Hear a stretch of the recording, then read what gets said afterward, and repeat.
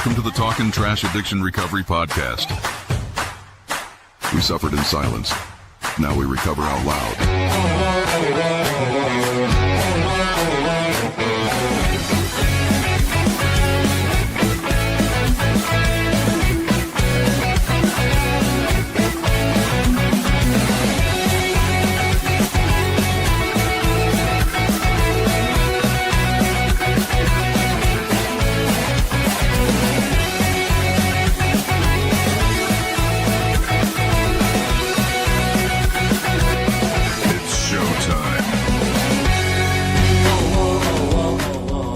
Good evening. Welcome to the Channel 4 6 o'clock news at 11. I'm your anchor, Frank Sinazzi, coming to you live from the Drinkwater, Saskatchewan Waffle House. Good.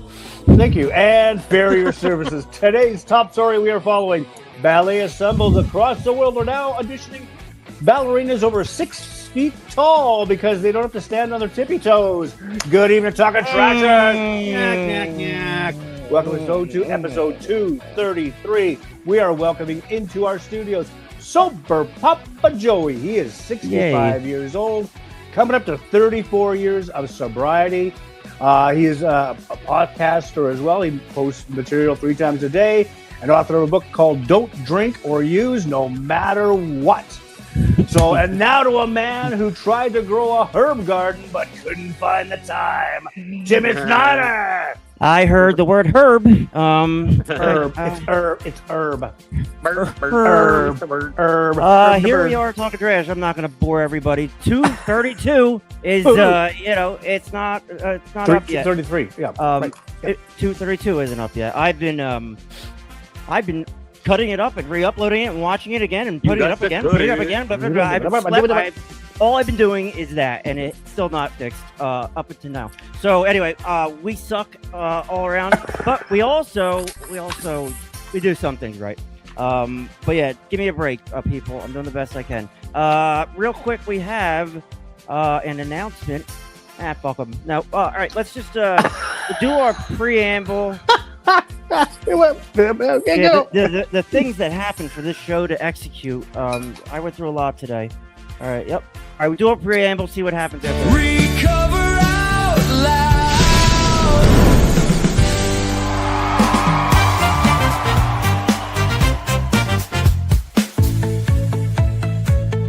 This is our humble broadcast, where ethics and personal anonymity are of the utmost importance. We run this podcast as an act of service to those whose lives have been affected by addiction. We don't do it for profit or notoriety. We place principles before personalities. We benefit from this podcast just as much as anyone else. We all work programs and choose to sacrifice our own anonymity to spread the word that recovery is possible. We do this thing in an attempt to show, as living examples, that no matter how far down the scale we have gone, we will see how our experience can benefit others. That's the 9th step promise. It's our creed we abide by here on Talkin Trash. We feel called to uphold AA and NA principles. We firmly believe that you can only keep what you have by giving it away. Please join us in a moment of silence, followed by the Serenity Prayer. God, grant us the serenity to accept the things we cannot change, the courage to change the things we can, and the wisdom to know the difference. All right, well, let's meet the team of Talkin Trash. But first, we're going to let our royalty-free music get the mood pumping. We paid for this music. We are allowed to play this. So let's just enjoy it. Sorry, fuck that. Let's meet the team of Talkin Trash. I've lost all control of this fucking thing. Oh, really? There it is. You wouldn't believe it. You wouldn't believe it. Yep. All right. Let's meet the team of Talkin Trash. Where's Brad at? Brad! He's pumping oil, man. Bradley, calling Bradley Mansfield. Bradley Manscaped, where are you? Bradley, hello. Already. Oh, you guys are probably tariffing the phone calls. Tariffing the phone call. Jimmy! Well, I don't know. I can't That'd be called a collect call. Yeah. Oh, this guy. Bradley Mansfield's 49 years old. He's got 11 children, and he's a nuclear physicist. Jimmy Lytle! Jimmy is from Saskatchewan, Canada. He's our guy that does all the stuff that I don't do. Next on deck, he is... Willie D! I gotta get this timing. It's Willie D the place to be. He is everywhere I need him to be. He's everywhere he's not. I send him earbuds and apparel. I don't see any of it. I think he sells it for drugs. Will Douglas, everybody. We love him so much. Good for you. And then there's Jimmy! There's me, talking trash. Oh, yeah. I had a dream the other night that I was playing poker in outer space with Donald Trump and my old Coke dealer. Weird, right? Who won? Did I tell you guys that? I told you that. I don't know. I wouldn't play. I was afraid to play. Not you. Elizabeth McKeon will be on Sunday night. Very exciting. She is our medical professional. She's a psychiatric mental health nurse practitioner. She'll be in on Sunday. Very exciting. And if you missed it on Sunday, you'll never get to see it because it's never going to post. Larry was on Sunday. We had a very good time. A great interaction. I cannot get this effing show to pass copyright. I don't know what this... I've been working on it since Sunday night, trying to get it, and I've re-rendered it 15 times. I don't know what to do. I'll figure it out. I will. I'll Did figure the it word out. bobblehead, Larry? Like Hi, what Jenny. tripped I it? know. I don't know. Hi, Jenny. Hi, Bethany. Yep. So that's our whole team. That was unpolished. So let's see how everybody's doing here. The three boys of Talkings of the Trash. How is everybody this evening? Great. Good. Good. God, my team looks good. That's fantastic. So what's happening out there in Trash Land? Well, you look marvelous. Well, thank you. Oh, thank you. You know, I almost, as Bethany was going live last night, she was podcast drowning, and I threw her a life preserver in the shape of our show. I said, listen, just go on Talking Trash. I'll broadcast it for you. But she didn't see the message because it was to her. But anyway, I was ready to just give her our fucking shit. I know what it's like. I know dead air is not fun at all, right, boys? Silence is not fun. No, except when you're in deep shit. And we're not in deep shit right now. So, well, Right. I'm sure we will. Hey, it's We'll get only there. 7 minutes in, so let's see what happens. I know. Let's do the upcoming guests before we forget. All right, I can speak over these videos. Apparently, everything's changing with fucking StreamYard. That does that. Now I'm ready. Upcoming guests, Jimmy, read those. Okay, tonight we have Sober Papa Joey, big check mark. On Sunday, we have Liz McKeon. I got this written down. She is a psychiatric oh shit, already screwed up. Fucking blow Health it already. nurse practitioner. Followed by Bethany B next Wednesday. Sunday, the 30th, we have Tina C celebrating her 10th anniversary. Woohoo! Yes, On the 6th of September, we have Matt Sandbagberg. I don't think On the you can say 9th, we have Tammy from also Rock Bottom Revival. On the 13th, Katie Longmire. There we go. And it's filling up fast. It always does. Yep. Yeah. Very good. Very exciting. Oh, yeah. Liz will be on Sunday. We're going to talk about drugs and stuff. And then Bethany's going to come on. We're also going to talk about more drugs stuff. Oh. Then Tina's going to come on. Get this. We're going to talk about drugs. Yep. No. All month long. Now we're going to talk about alcohol then. She's a drinker. Oh, we're not 232, are we? We're 233. 233. So, all right. So this is not, for the first time in Talking Trash history, I don't know. We started a new show without the last show at least being posted. So let me see if I explain this to the entire world, how this fucking works. When you do a podcast, right? We choose to record it live. Oh, I will. Right as I say it, Jimmy. Right as I fucking say it. I'm putting in a bid for a radio station tomorrow so we can have a transmitter in his backyard. Jesus. That's the last time I want to hear that joke. So listen to me. We record this show live. It's fresh. It's fun. It keeps us kind of on our toes. We do that for a reason. We have a lot of rehabs that watch. We have a lot of texts that tune in. So we record the show live. When the show's done, regardless of whether I edit it or not, I take control of Talking the Trash. I take the file. into my possession, right? So whether I feel like chopping it up or uploading it, it comes to us first. So there's a handoff, and then it goes to Spotify. Spotify then says, you played 2 seconds of music, we're just going to cut your show off. So, all right. So what happened Sunday was I'm going to take the hit for Sunday. I thought Larry's going to be on. Let's play Chumbawamba. Let's get knocked down and get back up again. By golly, we'll just do it once. You know what I mean? Just for fun, because we've gotten away with some things lately. So anyway, Will just comes in and out. I guess there's a thunderstorm or something. So anyway, we take the show. So I go to put it on Spotify. This show will not pass. I knew it wouldn't, right? It's blatantly violating several thousand copyright laws, which is fine. No problem. We have 230 shows in a row. Beauty, right? Timmy, OCD, ADD, all that shit kicking in with TT. So we have this show. I have cut this show. I have sat here. I have listened to Jimmy say I have listened to Will disconnect. I've listened and watched this show on repeat since Sunday. So what is that? 72, 96 hours.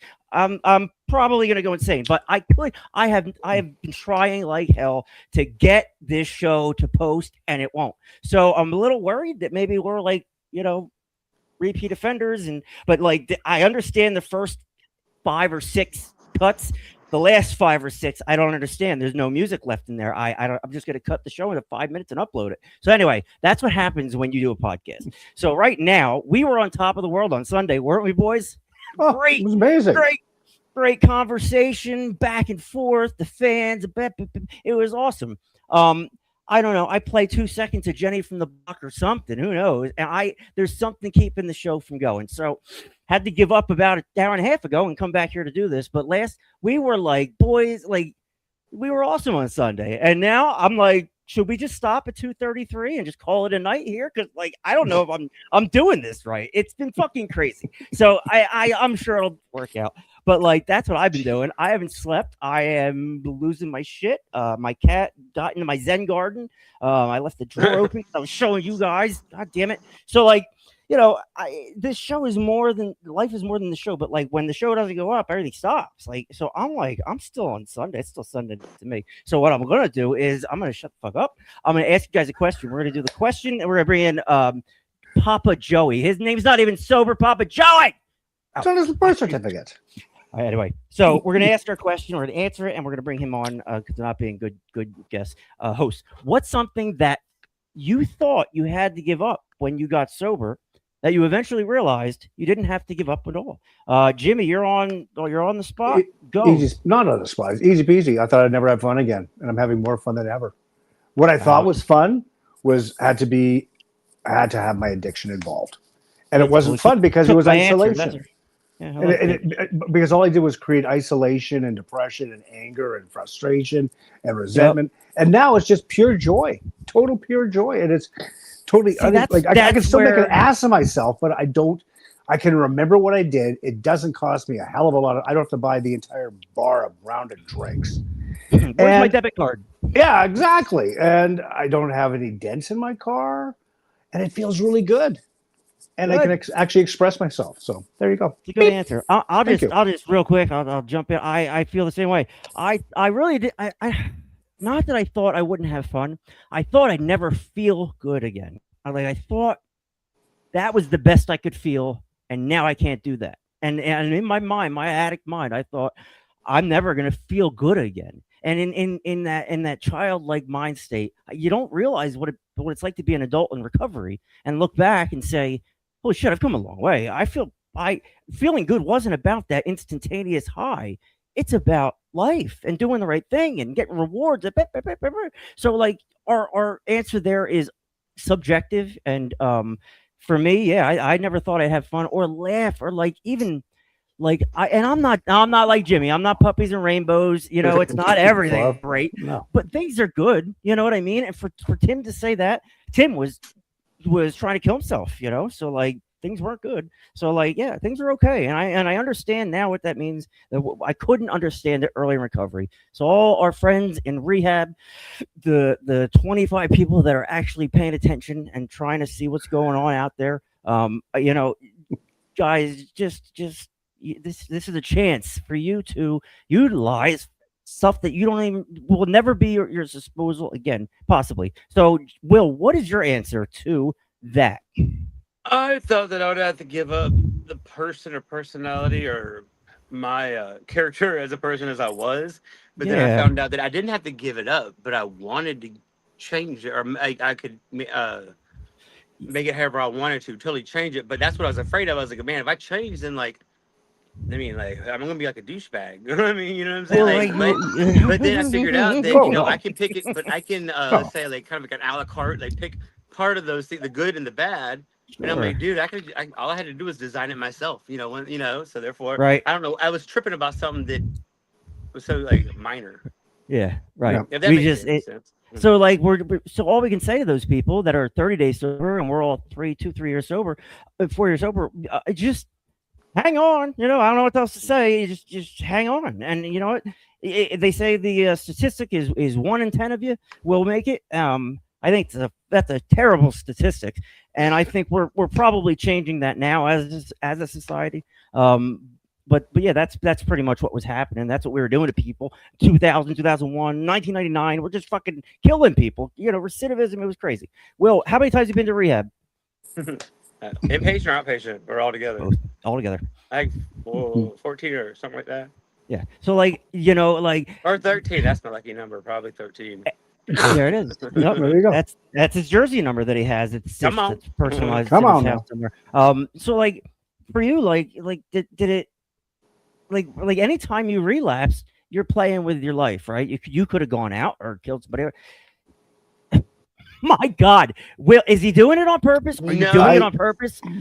So anytime you relapse, like you could have died. Can you hear me? Can you see me? Yep. See, Yes. hear, and see. Beauty. Fuck. Here, I'm signing out because I'm in the backstage. But I know you can hear me. I love you guys. Well, Remember Okay. that show Talkin Trash when Yeah, I do. that show that used to exist? Yeah, exactly. I'll be It was a right good- back. He beat me to it, for fucking Christ's sake. All right, let's get this guy in here. All right, his name is Papa Joey. That's what he wants to be called. That's right. All the graphics we made, don't worry about those. He's sober Papa. Just so you know, he's sober if you didn't know. So, Jimmy, give us a little intro here on our guy. Oh, right. So he Papa is Joe. originally from up north, where Tim is in the New York area, I believe. he Syracuse, mentioned. yep. Syracuse, New York. He is 65 years old, coming up to 34 years in sobriety. His drug of choice was alcohol, and he's actually written a book called Don't Drink or Use No Matter What. And he's also a Facebook influencer who does about 3 or 4 little shots a day and different. What? What- I don't what I think like that's him- the he is- terminology, but yeah. Well, okay. But what I'm saying, just his way of recovery, just laid back and straight to the point, just straight shooter. Great guy. We're gonna love him. That's interesting. He does 3 shows, or so he just goes on like regularly. Yeah, just goes on It's like, hey, I was playing pickleball and I just love this and just outside and just laid back, right? And no Interesting. graphics and just talks and people I write in and would've- ask him questions. Cool. And it's really cool. It's actually we can just ask him like some of the topics that his viewers ask him. They DM him, and they just say, Okay. "Hey," and he just talks about it during his next little snippet. So it's actually pretty cool. Cool. All right. So that's interesting. I would have known all this, but I've been dealing with shit all week. Yes, you but have been. There he is. There he is. Woo-hoo.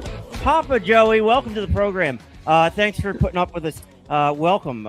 So he's coming up on 35 years. 34. 34 at the end of the month. Unbelievable.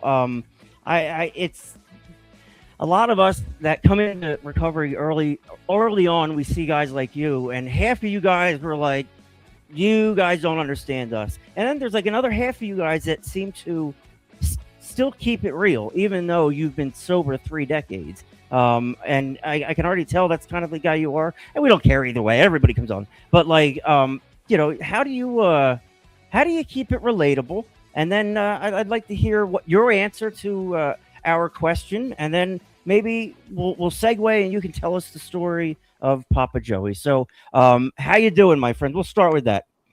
I'm doing fine, man. Thank you guys for inviting me, and I look forward to this. Should be fun. Well, you already know what you're doing. You already go on regularly. And seriously, I would have known everything about you, but I've been immersed in our own bullshit. So I that's very cool. Now I'm going to be listening. I love like the starter stuff. The people that. How long have you been doing that, Joey? Doing what now? Uh, Just going on podcast. Facebook? Yeah, yeah, doing live. Once, a couple of years ago, I started staying sober with Papa Joey on YouTube. Okay. And I did that for a while and I enjoyed it, but it got to the point where, like what you guys were doing here, it's a lot of pre production and then a lot of production. And, Yeah. I started doing my writing, then the editing, and then, putting all the title. Next thing I know, a 30-minute podcast turned into a 5 hour, 6 hour ordeal. I was like, Really? yeah, because I wanted to put I I know. wanted Me to too. really do something with it. And Yep. and I only did it because I was going to write a book. And then I thought, oh, it'd be easier doing a podcast. Somebody said, why don't you just go on YouTube? I was like, okay, that'd probably be easier than writing the book. Yeah. And it turned out it wasn't. It wasn't No, easy. it's, A little different, little different. yeah. But years ago, I'm in the RV business, and years ago, I'm talking in 2004, 2005, I started a radio show called what was it?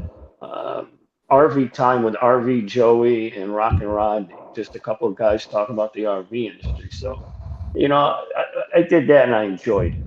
So I just carried it over to this, and I'm a musician, used to getting in front of people and stuff like that. So it's fun.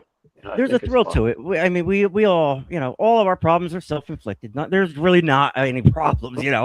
We're growing as a show. But like I love like so you're a little older than I am. In my generation, it's the generational differences between like my dad was sending chain emails and I'm like looking at porn. You know what I mean? Like when the internet when Yeah. the internet came out, nobody knew what the fuck Porn? it was, right? Yeah. Porn. We know what dial-up was. Oh Yeah. yeah, I For knew that was me, it was my dad looking at Playboy, and I found it when I was 9 years old. So that was, you exactly. know, Yeah. looking Che- through. So, Checks out. Yeah, I mean, my brother thought the world used to be black and white. He's stupid though. mhm.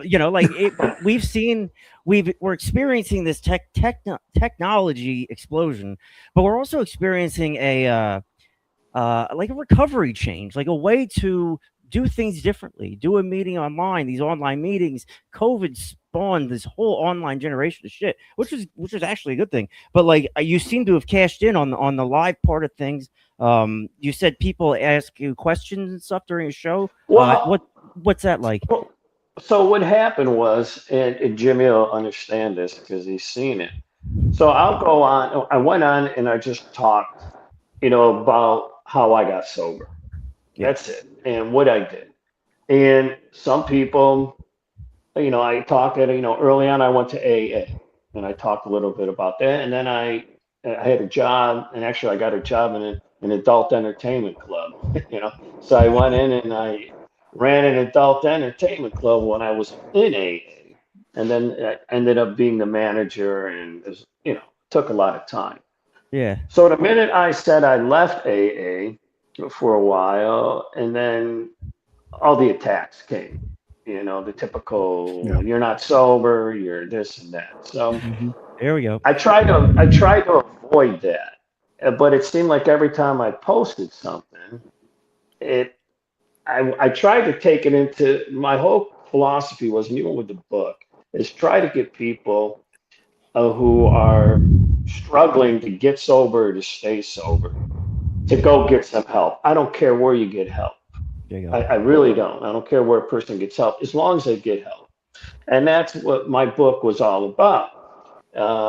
Just, I told stories about me when I was young and what led me to what I thought was my drinking. And, going back when I was in AA, I mean, I don't know how you want me to frame this at all, You're good. We're wide open here. but, the title of the book, was I Don't Drink or Use No Matter What. And the reason I titled that way was because when I first went to AA, I'll talk a little about that before in a Yep. minute, but I met a guy the first day, and his name was Jack. Great guy. And he It's come always up a to me at the Jack. meeting. Yeah, he Always a comes Jack. up. He comes at the end of the meeting and says, "Hey, man," he says, "Hey, Joey, listen, don't drink. Come to a meeting, and the rest is all conversation." I was like, "Yeah, all right, I'm out of there." It was a noon Yeah. meeting. I got out. I didn't want to be there. But I kept on thinking, what the hell does he mean? Now I understood don't drink. I mean, that's a no-brainer. Yep. Go to a meeting. That's all they talk about. It's come to a meeting, come to a meeting, come to a meeting. Yeah. But Yep. the rest is all conversation. What does that mean? About 3 or 4 days after that, I figured it out. The rest is all bullshit. You know, and that's Funny. what, when I talked to him afterwards about it, he said the rest is noise. Yep. You want to, you want to focus on not putting the first drink in you. All right. And that's what I did. And for me, the hard part was when I was getting sober. I mean, I'll just tell you a little backstory. It may be Yeah. Tell easier. us. Oh, Yeah. Why don't we do this, Joey? Tell us. Tell us the story of Joey, and then we'll take it from there. I'll tell you like how I did it in my book, basically. Perfect. So I Perfect. talked. I first got into the taste of alcohol when I was 6 years old. My grandparents both came from my grandparents on my dad's side both came from Portugal. I go visit my grandparents down in the basement. He made homemade wine. So I would go in the basement with him, and he'd get a little shot glass and put a little homemade whiskey in it, called Jurapia, I think it was called. Very sweet. I liked it. Didn't do anything for me, but I was hanging out with my grandfather. I loved him. So that's what I did. But for dinner or lunch, they would also give me a little wine mixed with ginger ale. Because in Portugal, you would do that when you're kids. I mean, that Yeah. was part of their culture. No big Right. deal. Now, my parents didn't do that. But when I was at my grandparents, they allowed me to do that. So, I go to Catholic school. When you're in third grade, you got to become an altar boy. So I became an altar boy. Next thing I know, I'm behind church one day and I unscrew that wine. And oh, man, this wine's pretty sweet. Now, I'm 8 years old, brother. I mean, I'm Yeah. not in high, I'm 8 years old and I can't wait till the priest leaves so I can unscrew it and just take a couple quick gulps. Nothing.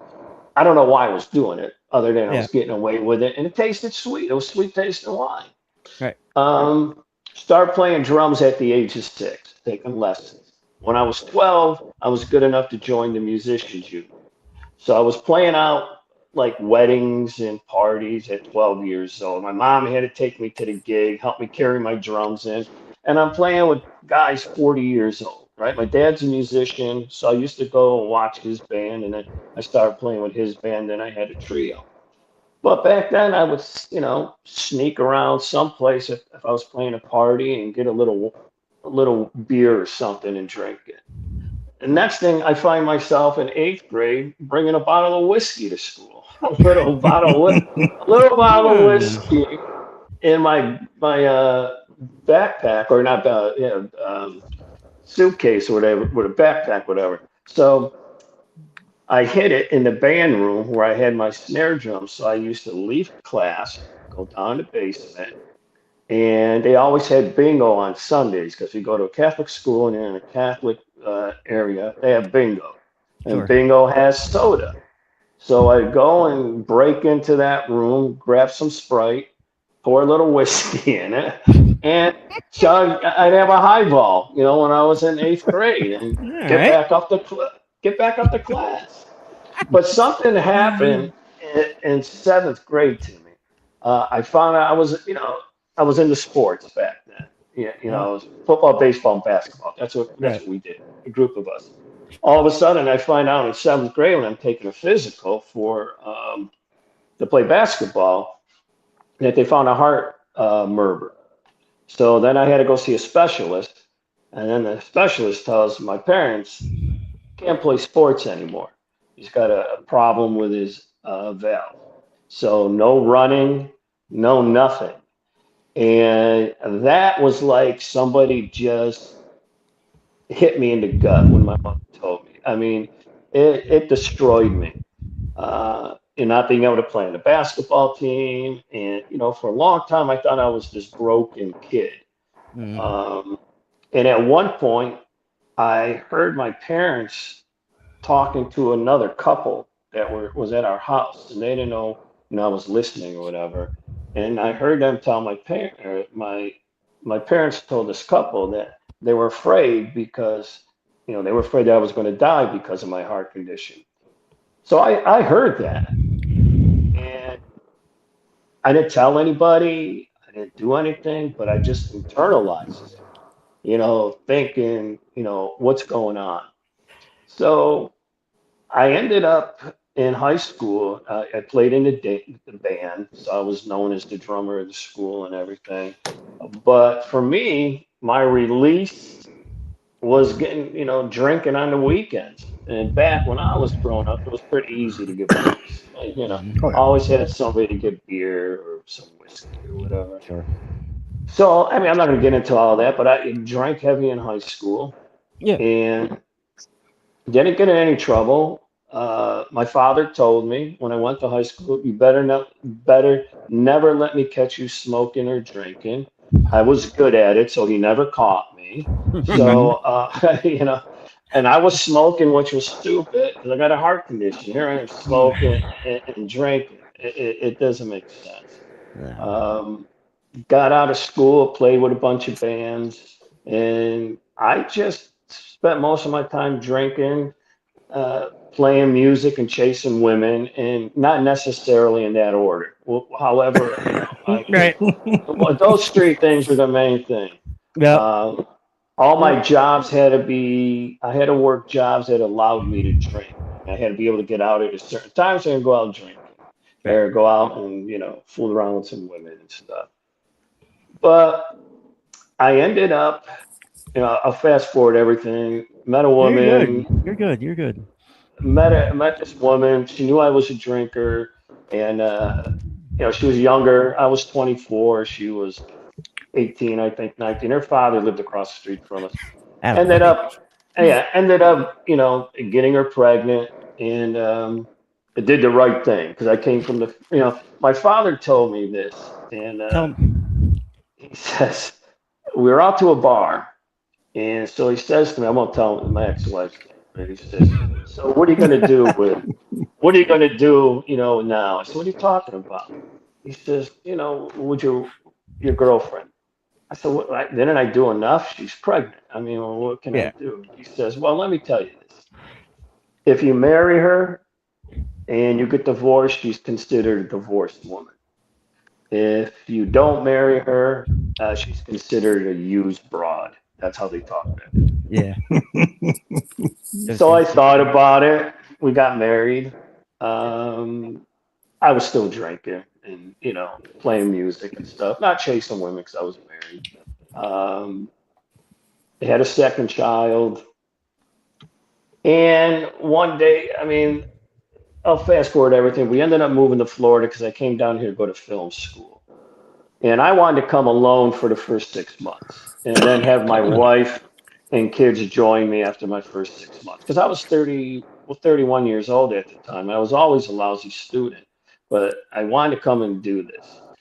So at the last minute, she decided not to let me come down here alone because her mother said, I don't think it's a good idea to let Joey go to Florida alone. Probably not a smart move. So she came with my daughters, which I was happy. Uh, but I was still drinking. And things got a little out of control with my drinking down here. And it finally came to the point we were arguing and fighting. She wanted to go back home. Uh, and a long story short was she went up to visit my family and her family up in Syracuse. She brought one of my daughters, the smallest one. And I had the oldest one with me. She was 6 at the time. And some friends of mine, musician friends of mine, called me. They were up in Daytona. And they said, hey, we're in town. We want to come down and see you. And I was like, great, man. And it just turned out my birthday was the 27th of August. And I was planning seriously on quitting drinking. I knew I had to quit drinking. I knew it. I was done. But they were coming on a Saturday, 2 days after, that. So I said, all right, I'll let them come down. So I went and bought a bunch of booze. They came down. I got effed up. Had a good time, I think. The next Probably. day, yeah. Well, they were late though. Part of it's their fault. No, but they were supposed to. They were Yeah, it's always supposed. somebody else's fault. Yeah, they were supposed to be down here at noontime. So I Right. went bought beer and everything. I started drinking at 11 to get the buzz going. Got Yeah. somebody to take care of my daughter, and it's 12 o'clock. They're not here. 12:30. You're not there. So I'm still drinking. All of a sudden, there's no cell phone at the time. So it's like next thing I know, I got like 8 beers in me, and I got to go to the store and get some more booze because I'm drinking it before they Right. got here. They're so selfish. Those. I know. So they finally show up. We party all night. They crashed at my place. The next morning, they go to breakfast.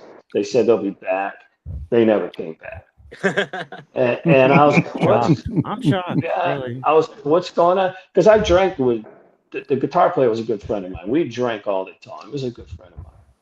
Called me up, and I guess I was really, screwed up that night. Said some things, did some things, and they said we're not coming back. We're not coming. They already were. They were already in Daytona, and all of a sudden I'm thinking, you gotta be kidding me, man. And I knew my wife was gonna find out, and I remember going into this was on a Saturday, in the afternoon or Sunday in the afternoon. And I go in the bathroom. I got tears running down my face, and I'm going, what did I do? I can't keep doing this. I can't keep doing this. And I said, I'm done. I'm done. I quit. I'm gonna stop. I can't do this. But I'm shaking. I'm just shaking.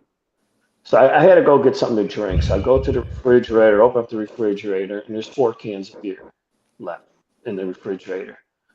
So I said, shit. I just said I wasn't gonna drink anymore. I said, here's the deal. Negotiates. Here we go. I'm going to drink these 4 beers, and then I'm done. I'm There you done. go. Yep. So I popped the first one. I'm sitting at the table, and basically did my personal inventory there as I drank my last 4 beers, and it was like saying goodbye to an old friend. Everyone went down, and the more thoughts about what would happen, what's the future going to look like? My wife is still out of town. She's going to be home in 2 days. I'm sure she already knew what was going on. And I said, I don't know what to do. I don't know what to do. But before I got sober, or before I was quit, I was a big fan of Tony Robbins. And I did a 30-day personal power program that he had out back in the 90s. Mhm. And he tells people, if you ever want to do something, you've got to first you got to decide to do it, then you got to take massive action. Yeah. So after I drank my last 4 beers, I, got the cans. I walked out of my apartment, threw them in the dumpster. I could hear the, hit clanging on the bottom. Yep. And I'm walking back to my apartment, and I'm going, what am I going to do? What's my next step, right? Mhm. And I remember Tony saying, you got to take massive action. And my wife's aunt had stopped drinking. And I remember her telling us that she stopped by going to AA. And I'm like, you know what? I'll check out. What's this AA? So back then, you guys are probably too young. We had a thing called a phone book, Yeah. Yeah. Oh, yes, I do Uh, remember. Jimmy, you probably know. Oh, But hell these young yeah. kids. A phone? What? A phone book. I know that stupid thing about this thick, with phone numbers in it. So I Okay. looked up Alcoholics Anonymous. I called. This was on a Sunday. They said we got a meeting. We open up at 10 o'clock the next, Monday. So I brought my daughter to school, and 10 o'clock I went to the AA room and just said, hey, I'm here for AA or whatever. Well, the meeting's not until noon. I'm like, oh shit, no. So I said, all right, I'll be back. I looked. Well, first I read they had the 12 steps on the wall, and I'm like, oh, no, I'm a Christian. I was a Christian then. Oh, dear. I There we was go. a Catholic. I was a Catholic, Christian, whatever. And I looked, and I said, well, okay, it's got God here. All right, this is cool. All right. So I went home, and I'm like, it's 11 o'clock. Oh, I can't go back. Oh, It's yeah, now we're 11:15. I ain't going back. Finally, I convinced myself to go. So I went back and I walked in, I sat down in this sweet little, all the way in the back. Nobody was in the room yet. The sweet lady comes and sits right next to me. This older woman, her name was Joan. She introduced herself to me. And she says, "This your first time?" I said, "Yeah." She goes, you're okay. You're in a good place. And I said, "All right." So they put the whole meeting towards the new guy. I didn't remember anything. And that's when I met Hmm. Jack. I Yep, met Jack. I did Came too on back, my end. Yep. you know, came back the Jackie next River. came back the next day, went to the meeting. After that meeting, at 1 o'clock, I had to go pick up my wife at the airport. So I pick her up. My little daughter's 4 years old. She runs up to me, "Daddy, Daddy, missed you," kissing me and all that. My wife don't say a fucking word. So, Why? I wonder so we, why. so we get in the car, and I'm driving, and she just says, "Oh, had a nice weekend, didn't you?" Oh I shit. said, "Yeah." I said, "Yeah." I said, "But I want you to know. I mean, I went to an AA meeting today. I went to one yesterday. I'm done L- drinking." "Yeah, Lord of okay. mercy. Yeah, you're done, right?" So the next day, she wakes me up from a sound sleep and says, "I want a divorce." I'm like, "What?" She says, "I want a divorce." I said, "Go to bed. I'm not going to, just go to bed." So 2 days later, I get served papers. I'm 5 days sober. I'm trying to, trying to get my Yeah, head wrapped around. Now yeah. I got the woman telling me she's leaving and she's bringing my kids back to New York. I'm like, this is fucking Disa- nuts. Disaster. Yeah. So she told me she was going to stay until Christmas, let me, see the kids till Christmas. I figured, man, I got some time. Maybe this thing will work out. Yeah, fix it. Yeah. Right? Well, all of a sudden around Thanksgiving, she said, or before Thanksgiving, it had to be right around the end of October. She said, "We're leaving in 2 weeks." I was like, "You gotta be fucking kidding me." So all this time we're in an apartment, she's packing boxes and stuff. My little daughters are looking like, "What's going on?" And the youngest one was was a daddy's girl. And so was the oldest one, but she kind of, was going like, "What's going on? What's going on?" Yeah. So it was November 13th. It was Friday the 13th, Oh my god. 1992. I know that day. Yep. Yeah. And What is the funny I had to pack my daughters and my ex-wife into a U-Haul, and I watched them drive away to New York. Now I have no family down here. I'm in school, no job because I'm in school. Uh, Wondering what am I doing? Yeah.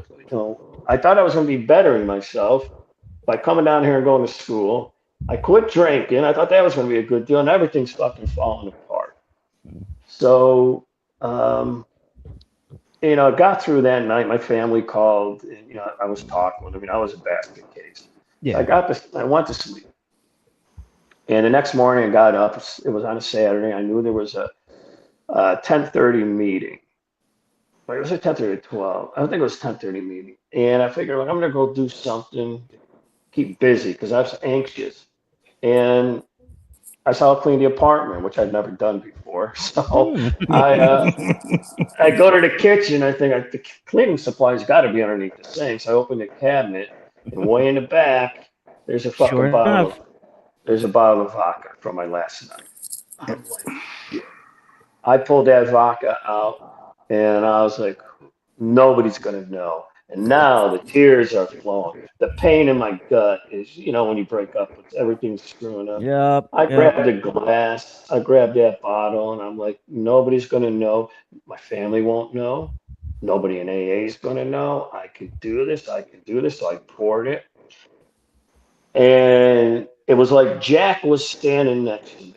And when I heard, "Don't drink, go to a meeting," I poured it down the drain, and I poured the bottle down the drain, and I just left, and I went to the meeting. And the important thing for me that I learned right after that, it hit me. I'm in control, meaning I made a decision not to put that drink in me when I could have. right? So that was important for me to realize that my sobriety is totally up to me. I can hear everybody's story. I can, Sure. listen to all that. And I was new in the program stuff at the time, but it just dawned on me that it's up to me. Yep. And so I'm going through this stuff with through my divorce and stuff, living alone. There's one thing I wanted to do was do some stand-up comedy. So I entered a competition, and it was on a Monday night. I'm like, nobody's going to be on Monday night. Who the fuck's going to go to a comedy show on a Monday night? Exactly. Yeah. And it was in You're Cocoa good. Beach. It was in Cocoa Beach. I show up, and it's packed with 250 people there, and there were 6 contestants, and I was told I was going to be number 4. We had to do 8 minutes, and I'm like, oh my lord! So Long. it's a long thing, right? It So is. the first comedian goes up, and all I could see was everybody at the bar and the beer. It's all I could see was beer, and I'm thinking to myself, all right, man, I'm like 3.5 months, 4 months sober, man. And all of a sudden they go, okay, contestant number 2. Now I'm getting, my stomach is bothering me. I got to calm down. I got to calm down. I'm going to have a beer. I'm going to have a beer. Contestant number 3. So I go, fuck it. So I go up to the bar. And when the bartender looked at me, I don't know why I said it to this day. I just said, can I get a bottle of water? And she gave me a bottle of water. Next thing I know, I got called up on stage, did my set, and when the whole thing was said and done, I ended up winning that night. Right on. And so I'm driving home, and I'm thinking, oh, this is great. Nobody is home to celebrate with me. Yep. But I said, that's good. But I said, another lesson I learned, I wanted to drink again, but I didn't get it. So it was important for me to begin understanding that my sobriety was totally up to me in any situation. Yeah. And in AA, when I was going to the meetings, I kept on seeing a lot of people. I mean, there was a lot, I'll be honest with you, there's things because of my Christian faith and there's a few things I didn't like about it being in the program. And I'm not going to talk about this. I know you I guys. gotcha. We know. But I kept an open mind. Mm-hmm. But the one thing, I just kept on hearing, the thing with Jack, don't pick up. And then I used to hear people in the rooms just talk about, yeah, this is my third time. This is my third time. This is my, I relapsed. I slipped, all the excuses. So I used to think, well, I don't drink. I'm not going to drink no matter what. That was my slogan. I'm not drinking no matter what. And then I added, and no matter what means no matter what. So that's the real title of my book. Don't drink or use no matter what. And no matter what means no matter what. No fucking excuses. Mm-hmm. That's it. So I didn't give myself any yeah buts. And a lot of times when I talk to people, I kept on hearing, yeah, but you don't understand. Yeah, but you don't understand. I'm like, no, I understand because I went through it. But I didn't pick up a drink. That's it. And, when I was working in the nightclubs, now, 4 years sober, I'm a DJ in a strip club. I don't drink. I quit smoking. Now I got naked women around, but I'm being a nice guy. It could have been like a kid in a candy store, right? Yeah. But I just did my job and everything, and stayed sober. And I talked to people about my sobriety, and some people got sober because they knew they had a problem, and my whole thing was about trying to help. Not help anybody, but if they ask me what I do, I tell them. Mm-hmm. And when I left AA, it wasn't because anything tremendous that bothered me. It was time for me to go. I went back briefly, and I won't get to the whole story, but I went back briefly to help a friend out who wanted me to go, so I went. And in order for me to do it, I just said, listen, I'll do Thursday night coffee bar. It gives me an excuse to go there. So I went this one Thursday, and the whole meeting, for some reason, they were just trashing family members. And I've been there. Yep. Yep. Yep. it bothered me because my family, I did a lot of bad stuff. My family was always there. They weren't happy. They weren't proud of what I did. Right. But, and I could have made all kinds of excuses. My mom this, my dad this. But I was fortunate. I have a good family. And something just got into me when I raised my hand. I listened to like 10, 15 people talk. I said, listen, guys, I can't do this anymore. I said, here's your key. I can't sit here and listen to people trash family members. I said, I think about what I put my parents through. And maybe you guys should focus on what you did to them instead of what they did to you. And that was the last time, that I was to an AA meeting. Um, I've sent people there in my book. I tell people, I got to tell my story. And I tell them it's a great place to start. Go with an open mind. It's not a 100%. life. It's not a life sentence. Now, some people disagree with me, and I don't. I don't. I can only tell you what worked for me. I can only say what worked for me. And that's what we're interested in. Yeah, and because throughout my time in AA, I went to different programs, and back when, did you guys ever hear of a thing called Pal Talk? Does that mean anything to you guys, Pal It Talk? does mean so. Why does it No. mean something to me? No. It was an online like forum where you would go in. They had all kinds of different rooms. I can And see like a logo, like there's like yeah, things. but it was kind of like a Facebook type thing, but where you can do live chats, and they had rooms for music Chat and rooms. Yeah, I remember. Yeah. porn rooms and stuff, and then they had AA stuff. So once in a while I would pop in, but it was totally, kind of like this. It was just people talking, and if people didn't like what you said, they'd mute you and stuff like that. But I would do that and check it out. But I'm the type of guy. I've always asked questions. I just couldn't have somebody tell me, just do this and shut up. Yeah. Just do this and shut up. If I've got a question, I'm going to ask you. And I don't mean to be rude, but if this doesn't sit well with me, explain to me. And, after a while, the explanations weren't coming. But I met some really super, super people. I'm friends with quite a few of them still.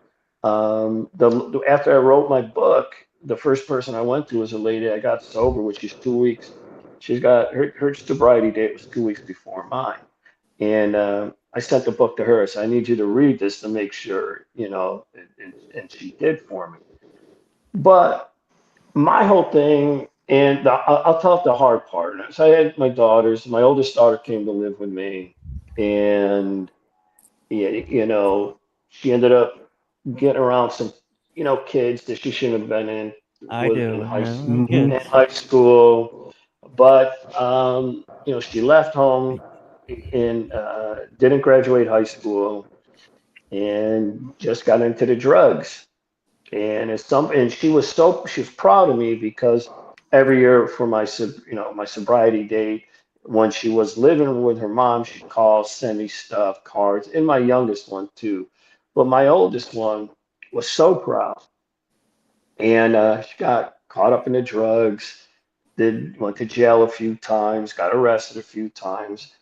She had two overdoses. The second one, she had a mask on her, or what do you call it? Ventilator. And when she came to, I had Marchman acted her, meaning she was going to go Oh, to a facility. Florida's got So, Marchman and Baker. so And when Baker, she I know. came to, I had to tell her, and she went to the NA meetings, AA meetings, and stuff. She was a smart girl. And the minute I told her that, she's like, Dad, I could teach those classes. I could teach that stuff. Rarely ever seen a person fail who thoroughly followed our steps, and she's going on and on. But I stopped her and I said, look where you're at. I said, look where you're at. And the thing that bothered me the most, and this may, I don't want to upset anybody, but I have to be honest. When I got sober, it was hard for me in the rooms to say, hey, I'm Joey, I'm an alcoholic. I believe words are powerful. Yeah. So for me, after a while, in my head, when I said I'm Joey, I'm an alcoholic, I heard in my head, I'm Joey, and I drank alcoholically. So that helped me get through something I didn't want to say, but I said it because that's what the room wants you to say. Yes. But Right. every time my daughter and I would have a discussion, she'd say, "Yeah, but Daddy, that's what us addicts. This is what addicts do. We relapse, Dad. Us addicts do this." And I kept on saying, "You're much more than an addict. That's not who you are. You're Right. not an addict. You're not an addict." I got a knock on my door one day, and she says, "Dad, I need a pair of shorts. I'm gonna go to, I'm gonna go to treatment and everything." And I heard that before from her, so gave her some shorts. She looked terrible. She was a beautiful girl, and she just, the drugs kind of hurt her. Yeah. And she was with her boyfriend was a real scumbag. I would never meet him because I know if I was in the same room with him, then one of us was going to go to jail, and it was going to be Mm-hmm. me. Yeah. Mm-hmm. Mm-hmm. But then I came home from work one day and there was a note from the police department, a card to call him. So I'm like, she got arrested again, son of a bitch. And then I called and found out that she died of a drug overdose. And that was 6 years ago. It was July 11th, 2020 is when she died and or overdose. And then I find out I got a call on a Wednesday.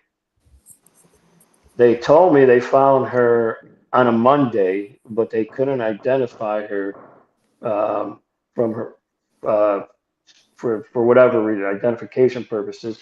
But they said that she had been in a car since Saturday. She backed in Florida in the heat. So when I called the coroner's office because I wanted to go see my daughter, they said, "No, you can't come. You don't want to come here." But when I'm talking to the coroner, he told me, which the police never told me, that there was somebody else in the car with her that also died of an overdose. So for 2 days, they were in the Florida sun in the car, Oh my god. deceased, you know? So, I mean, that's tough, man. And, Yeah. Yeah. I wanted to give her a mask. My family wanted me to do the mask thing up in Syracuse. Mm-hmm. But then COVID was there. So Right. I couldn't go up there for COVID. So the following year, I finally went up and we did the mass. But an interesting thing, though, when my daughter came to my house last time, she wrote something on a pad on my refrigerator. One of those when you have like those whiteboard type things. Yeah. Mm-hmm. I never saw it. I never saw it until the day she passed. And all of a sudden, I saw what she wrote. The last time she was in my house, and it's still up there. She wrote, "Love you to the moon and back. I'm doing this, I promise. Love, Michelle." Hmm. And it's still there. It's still there. It'll always be there. And if it ever fades, it fades and everything. Can we see And it? she was going, yeah, it's in. Hold 1 second.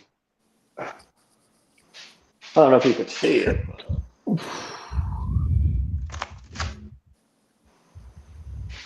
I don't know if you can. Can you read that? Or Yeah. is Yep. it the glare too much? That's great. So yeah, I And she, still keep that after all these Yeah. years. and she meant that. She meant Yeah. it. Oh She yeah, she you know. yeah. Listen, and for me, I was at peace. I know she wasn't going to struggle anymore, and she came to church one time with me, and when they did an altar call, she went and accepted Christ. And she was always, when she was in prison, she wanted, in jail, where she wanted me to send her Christian books and everything. She had a faith, but she just couldn't get out of her head that I'm not gonna say she wasn't an addict. She did drugs, but I didn't want her to believe that that's what her life was all about. And this girl was beautiful. She was a great singer. She would light up a room wherever she went. She just had that bubbly personality. And in the book, I had told her before I was going to write a book, and she kept on saying, "Dad, when are you going to write your book? I want to read it. I want to read it." And I used to say, "Michelle, you already know everything about it. You already know what I'm going to put in it." And um, So the book, a lot is a promise that, I made to her. And so when I talk to people, I don't like to, and Jimmy will understand this. When I post stuff on Facebook, it's really to help people. Yeah. But then when people start attacking me and saying things, I respond only because at sometimes, and I try to do it in a nice way, because if I say something, I mean it. Right. And if I don't stick up for what I believe in and let somebody on Facebook say, like for instance, you're not a real alcoholic, which I could care less, but those type of things, or one guy says you're not even drink, you probably weren't even an alcoholic or some trash like that. I don't want somebody to think that when I talk that I'm full of shit. I Mm-hmm. stand up for what I believe. And I'm Yeah. not saying people got to do what I have to or what I did. I don't do that. Like this weekend, this past weekend, this woman that I know, she's a school counselor, and I talked her into getting on TikTok a year ago. Because I said, man, you got all this stuff. The kids would love you. You think so? Yeah, she's got a big following now on TikTok. And I went on one of her podcasts to talk to kids in high school about, the drinking and the drugging because, that's where they're getting it. Yeah. And so that's basically what I try to do. I don't want anybody to think I'm not a know-it-all. I didn't write the book like step one, do this, step two, do this, step Mhm. three. I hate Step, when things do that to the yeah, steps. yeah. No, I'm just kidding. I'm just fucking around. I'm just fucking kidding.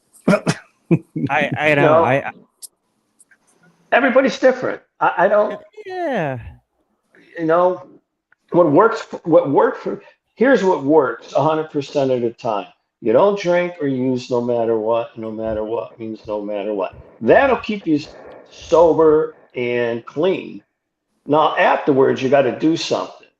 But Mhm. if you stick with that, if that's in your mind all the time, like when with Jack with me, that's all I needed. Some of the times when the rough times in my life where I wasn't into, I didn't want to, hear somebody's lecture. I didn't want to hear, well, I know. go to a meeting, go to a meeting, go to a meeting. So Yeah. I just know I can't pick up a drink and I'll get through it however I can get through it.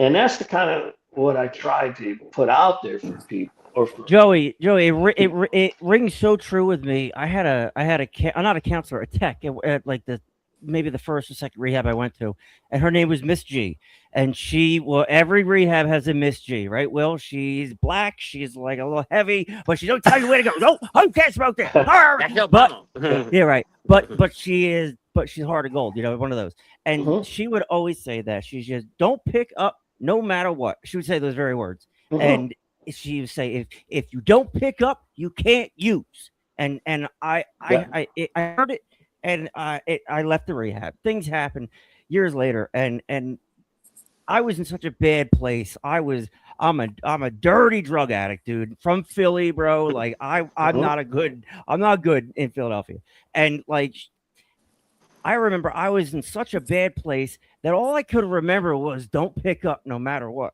That's how low I've come to. All I could understand was that very simple concept.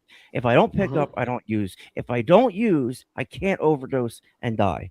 And mhm. early on, sometimes it's the simplicity that's attractive to people. And I think you found something there with that. I agree with you 100%. It Well, if I look when I went through the steps and all that, which I did, I Mhm. went to all the step meetings, all the 12 and 12 meetings, the whole thing. So I Yeah. was into Tony Robbins, I was into Wayne Dyer, so I was into that sort of stuff. I like listening to people discuss things like that. I just didn't like people saying, if you don't do this, this will happen to you. If you don't do this, Right. this will happen to you. Right. Either And with or. me Yeah. with me having heart disease, when I first walked in AA, somebody told me that I have alcoholism. It's a deadly disease. It's going to kill me. And I'm like, seriously, I was like, who the fuck are you talking to? You know, I've got heart disease. Yeah, I got real problems over here. Yeah. You know, I got a father at the time dying of colon cancer. If somebody told him, "Hey, don't eat this or drink that, you're going to be fine," I think he would have done it, but it ended up taking his life. Yep. You know, so and I thought, what qualifies you to tell me this stuff? And Right. or tell me if I don't do A, if I don't do this and that, I'll drink again. If I don't do this, I'm going to drink again. And when we used to have the meetings, I would say that once in a while to people. I said, I don't think we should be telling people that because they, like you said, you could be home, you're alone, you're bummed out, and maybe you didn't go to a meeting for 2 days, and you really want to pick up that drink or the drug, and you all you hear is, "Yep, don't go to a meeting. You're going to pick up again. You're going to drink again." That's all I need to hear. They said I would do it, so I'm going to Right. do it. I'll show you. You're right. It works both ways. You got Yeah. that. You It got that does. excuse to pick up. Yeah. Yeah. So I don't think personally, I don't. I never did that to anybody. I don't believe in scaring somebody into sobriety because it never works. I mean, maybe Mm-mm. once in a while, but Here or there, but not really. No. Mm-hmm. you got it. And when people, I've sent a couple friends of mine recently had some problems, and I had one of them go to AA, and there was this one girl went to this high school with this counselor, got drunk in school, and this woman that I know gave her my book, and now, and I also I've got a 31-day journal, like your first 31 days in sobriety. It's Mm-hmm. don't drink or use no matter what, 31-day personal journal. She got a copy of that. She went through the 31 days, and she goes to AA meetings on the weekends because she's still in school, and she's doing very good. She got her mom and dad, her father drinks, got her father into it. And a funny story, or interesting story, the guitar player who I got drunk with the last time, he's older than me. He's 78 years old. Great guitar player, fucking great guitar player. But we were talking, I told him about my book. I sent him the book. And the last time I talked with him, he had 3 months of sobriety. And he was sober 3 months. Stop drinking. I don't know how long he's going to do it for, but at 70 something, 78 years old, decided, you know, maybe he's gonna stop drinking. So, however you affect people, just I think just do it in a positive way. Yeah. And Jimmy, you'll understand because he's seen all the stuff people post on my feed. It's like politics, right? You like one side, you're trash. You like the other side, you're trash. So you can't win. And we're So trash as a show, so. yeah. But really, people, PM me, ask me like, "What's your opinion on this? What's your opinion on this?" So I'll say, "Hey, I got a message from somebody asked me this. This is my take," and I leave it open. And like the last one I did, is somebody asked me, "Do you think the big book needs to be updated?" Yeah. I That was a put good that in. Holy crap! Mm-hmm. Oh, you're talking, you know, people were coming at me left and right and Mm. calling me all kinds of names. And I'm like, dude, I had this one kid. He's like, I think he said he's a year sober. This was a couple of weeks ago. And telling me I need to get back into the program because I don't know what I'm talking. Will. Mm-hmm. You know, 'cause I don't know what I'm talking about. And I'm like, okay. So I get it. I don't get a kick out of it because I take it serious. Because I look at it. What if somebody is actually on my page looking for some help? And I've had people say that it's opened their eyes and they like the way I present things. Um, what happens if they see all the trash? That person's not going to get the help. True. And or maybe, who knows? I mean, there's a lot of people out there that are trash, you Mm-hmm. know. I mean, big time, huge. I don't We even like. I think it's disgusting. We don't know. So We're at a point where we're yeah, like, everybody's fine as far as we're concerned, but like we're not going to tell you what to do, so don't tell us what yeah, to do. People don't that's like it. that biblical approach that Hmm. if you do this, and like people hate Hmm. that shit, and they walk into AA, and I feel bad for AA to a degree where they get a bad rap because it, It's the they ex- people. they exist where something doesn't Exactly. exist. There's good Hmm. people. If you're in a sober living, you got nothing to do. Should we get high tonight? Let's go to the AA meeting down the street. We'll walk down there. And like Really? people, well, yeah, absolutely. And like me and Will and like our generation, a lot of Hmm. us are going to rehab, getting kicked into a sober living house, no money, no nothing. And the only thing to do is to go down to an AA meeting. Oh, okay, I Now get that's it. Hmm. now truthfully, that's not the only thing to do. There's a million things you can Mhm. do. There's a podcast you can watch, but like in that moment, you're just a nobody. You got nothing. You got no food. Oh, they got free coffee. Let's go down there and hang out for a little bit. And it supplies people a place to go and get the support that they need. And if it's too much, it was too much for me. I did it all, I fucking whole thing, and I stepped back. I was like, I can't do the podcast and that same Hmm. thing. And I stepped back, and I had some lady go, "You ever read the traditions?" I'm like, "Yeah, they're on my fucking wall. I understand what AA is, and I agree with it, and it's fine. But I'm not going to showcase it or champion it. We'll read their readings because that's how I was taught in recovery, early recovery, to recover. There's nothing else out there. I mean, it's like we were destined to come back to that rehab and just keep this cycle Oh, going. really? Okay. Yep. So I AA didn't know. is a place. NAAA, celebrate recovery. These rooms, yeah, you're gonna go and you're gonna meet Karen, and she's gonna piss you off, and whatever. It just Yeah, I find mean, find your no, you're herd. We right. tell people all the time. Just find your You know, people. there was this guy Charlie, just a super guy. My first year in AA, probably first year and a half. Just a funny, funny son of a bitch. Every time he'd make the rooms laugh. Well, it was around Christmas time. I walk in and I see people crying. I'm like, what's wrong? They said, Charlie's dead. I'm Oh like, yeah. what? He was just in the meeting a couple of days ago. What happened? We don't know. We don't know. And then finally somebody said, he hung himself. I'm like, holy shit. So we had the meeting and everybody's talking. And there's this one guy walks out and I'm sitting at the coffee bar and this guy, is a loudmouth. Know what the problem with Charlie was? He never worked the fucking program. And I was about a little over a year sober. And I looked at that guy, and he was a big guy. I said, fuck you. Yeah, Who right the in your face. Yeah. fuck you think you are? The guy, we don't even know what happened. And it turns Yeah. out he was on some type of heart medication.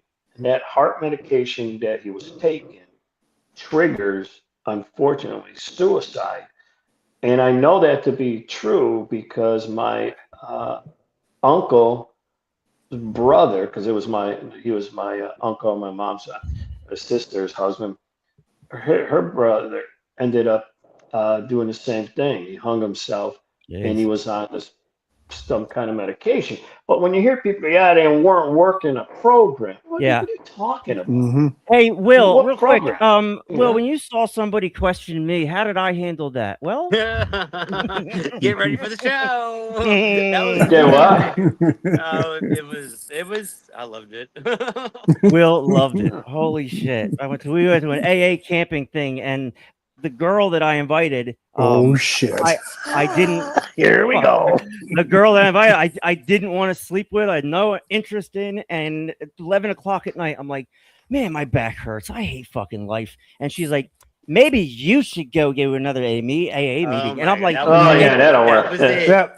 I'm Now we're at a like, campsite. Now we're at a campsite, and people are sleeping, and all I hear is, and like, dude, I don't get embarrassed, but I'm like, I'm like, y'all well, shut like up. I lit the candle, and she fucking attacked me for an hour. And then it didn't Irrelevant. stop. Oh, wow. It didn't, and not me. It was But her.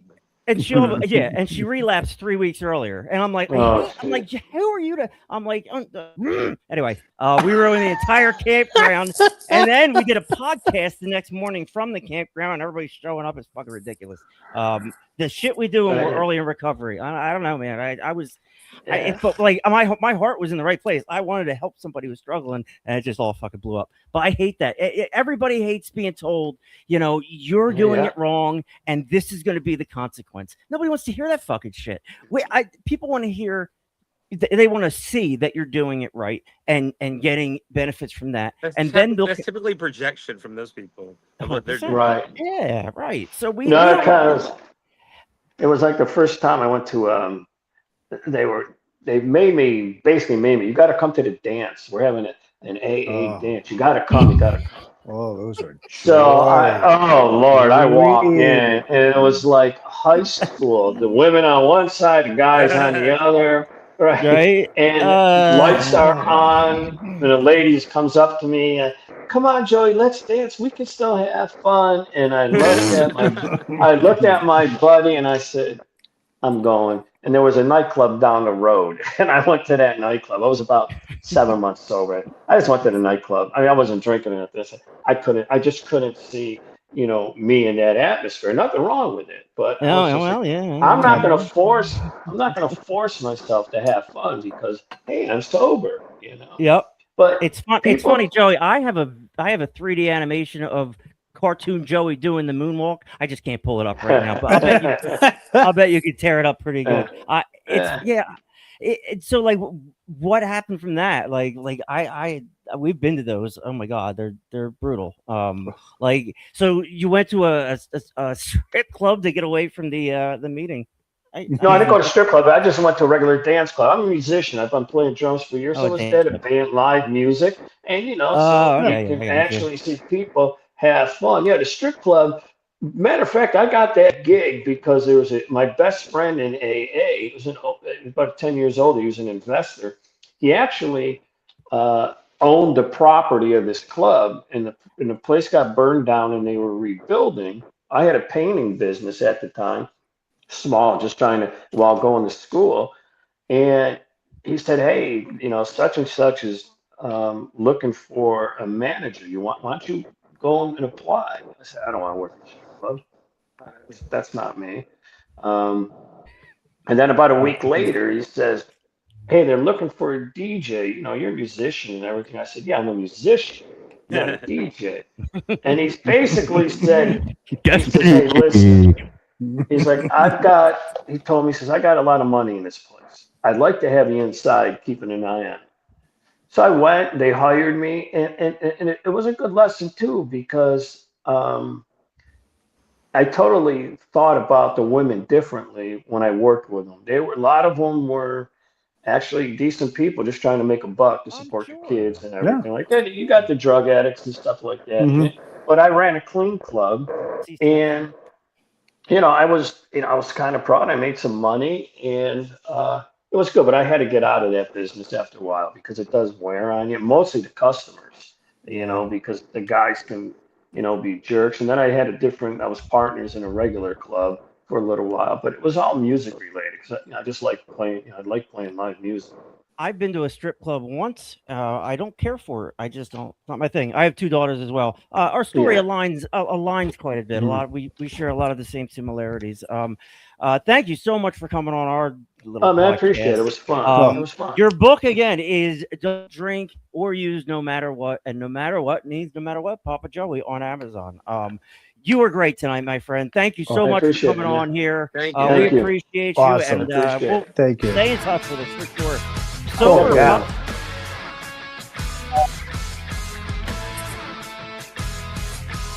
Had more time.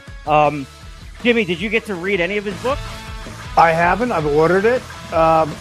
There was so much similarity, like the daughters, and it's like wow, and the Catholic thing, and then kind of like saying, "Hey, I'm taking what I've learned, and I'm moving on."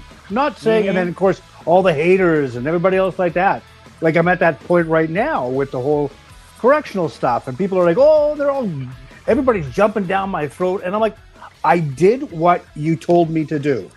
and now I'm doing what Jim wants to do. So get over it. That's Well, you're gonna, do and what then they wanted you to do. well, you're not giving back. I'm like, oh, bugger off. Really, really.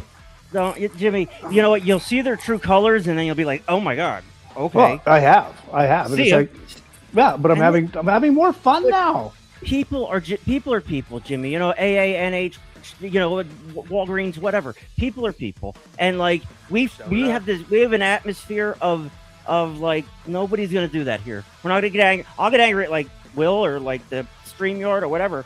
But like, you know, like he said he thinks AA should be updated, and as he said that, I thought about it for a second. I was like, you know, maybe how about we just, if you don't want to go to AA, don't go to AA, and like let it do whatever it wants to. It doesn't have to be updated. Just let it be it thing, and everybody who still likes that. But like, we're all of, you know, they have what they call the plain language big book, and the old timers lost their shit, totally lost their shit. And I'm like, it's still the basic same message. It's just so people can understand it, not 90-year-old verbiage. Jim, that's right? not how it was meant to be, though. Oh, listen here. Why don't you just go to a meeting, Will? Just go to a meeting.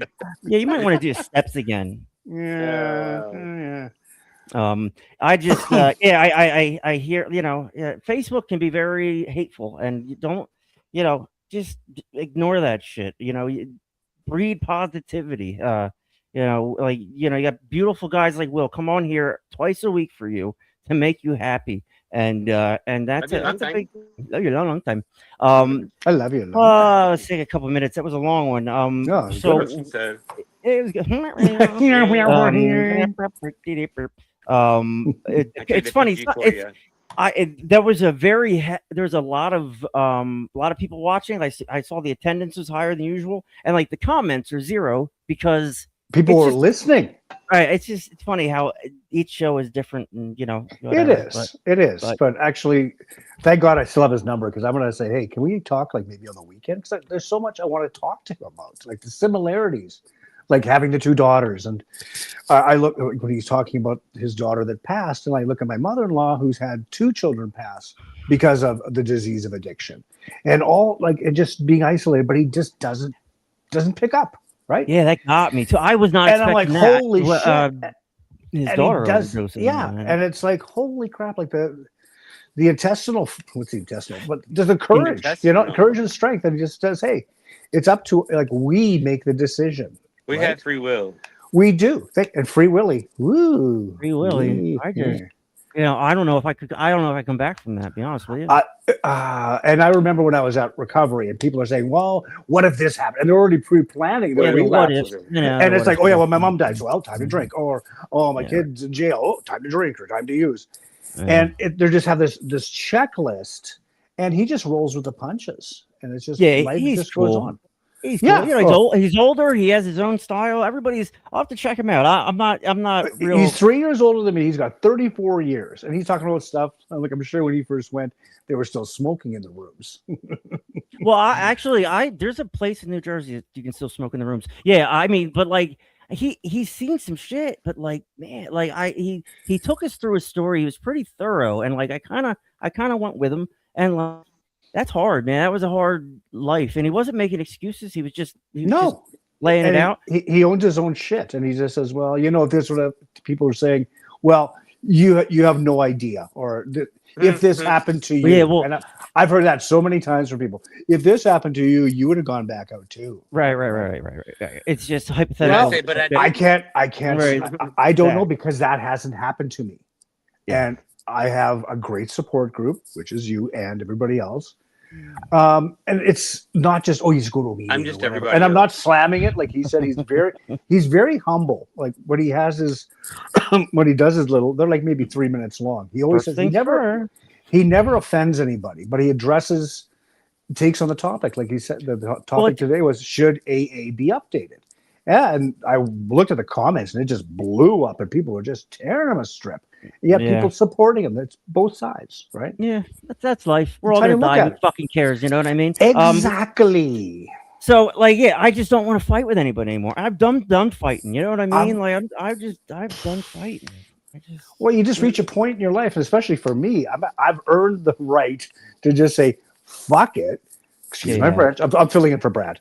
But what I'm saying is, you just say, I'm sick and tired of this shit. I'm not going to put up with it anymore. And it's not because I'm trying to be a dick. It's just, I'm not putting up with the shenanigans. Boundaries. Where do they teach that? Well, I don't know there, Will.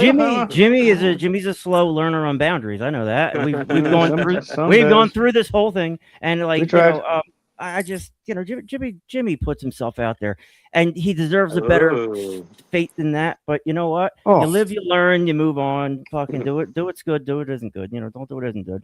Bethany says, "Be sure I was driving home. I put groceries away." Bradley says, "Great show." Nobody has to explain why they're here or why they're not here. I love you all. You're all welcome. Come, go as you please. Bethany keeps I watched her show last night, and she makes sure that she does her talking trash PSA. I'm like, you don't have to do that. I'm like, I know. I don't know. We are gonna set her up with StreamYard and get them squared away. Right? It won't be that bad. Just start your own streaming service. Yeah, I was gonna. When Jimmy buys the radio station, then we can get. I know. Yeah, I bring this up. I swear to God, this was the cake. This is. Right at it, the cherry on the fucking cake. I was like, of course, we got his name wrong somehow. So, he's Sober Joey on Facebook. Okay. No. But anyway, people out there, go check them out. Yeah. They do some cool shit, and of course, Bethany jumped right in, and she's gonna fill in for Doug Matthews or whatever his name is. Yep. But it's just we all see the same thing. It all makes sense to us, So why not help each other? And I can barely get my own podcast fucking posted, guys. So I don't know how much help. We're paid. In closing here on Talkin' Trash Podcast, we read an NA traditional reading called Just for Today.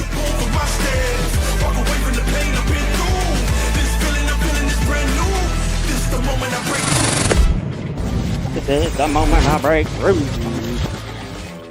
Willie's moment to break through. First things first, Will. First things first, just for things today. first. There it is. Jimmy, when I was looking at this earlier, I was thinking about AA as he was talking, and I was like, these signs, they're almost condescending in font. I almost feel like it is. Well, it's called Old English. I understand. I know what font it is. I know. It makes me upset. It's dominating. It's very. It makes me. Yeah. This is how it's gonna be done, you motherfucker. you gotta break through. Apply effort to our most obvious problems and let go of the rest.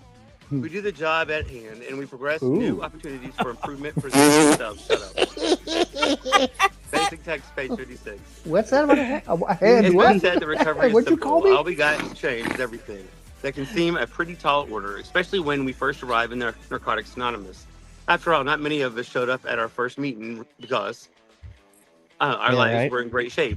On the contrary, a great many of us came to an NA in the most of the worst crises of our lives. We needed recovery and quick. The enormity of change required in our lives can be paralyzing. We know we can take care of all that needs to be done. Not all at once. How do we start? Chances are we've already started. We've done the first, most obvious things that needed to be done. We've stopped using drugs. And when we started going to meetings. AFT? No. What do we do next? Pretty much the same thing, just more of it. From where we were, or are, we do what we can. We talk the path of recovery by picking up our feet and taking the step that's right in front of us. Only when that's been accomplished must we concern ourselves with what comes next. Slowly but surely, we'll find ourselves walking progress down the path, visibly drawing closer each day to becoming the kind of person we'd like to be. JFT. I will walk the pace of my recovery by taking the step right in front of me. The path of my recovery, I will do. Yep, there's that. First things first. This is very exciting. A whole new outro thing. 1-800-GAMBLER if you're a degenerate gambler like me. Meetings. meetings. We have AA Meeting Finder. You can I go on have Google Play or meetings. the App Store and hit the meetings. NA Meeting Search, a little less handy, but it's there. Date counting apps. Early in recovery, we don't suggest to. I'm just saying it's better if something else is counting your days, so you don't have to focus on it, but you could still celebrate. Well, it's something to them. look forward to when you first start off. You know, what I'm This saying? is true. Yep. Yep, I could fuck all now, but back then, I was 38 days. Let me go. You're You know? right. So I gotta keep it green. Guys, do that. I keep it 988. green. If you feel like keeping it, if you feel like keeping it, the screen. If you feel like keeping it, back to where we were. Killing yourself, go do 988 and don't kill yourself. Obviously, if there's an emergency, dial 911. Or Tim. Well, see you Sunday. Sunday, Elizabeth McKeon. Wait, that's very Hey, exciting. isn't she a psychiatric mental health nurse practitioner? I don't know, Jimmy. I believe she is. After hearing that, I have new faith in society.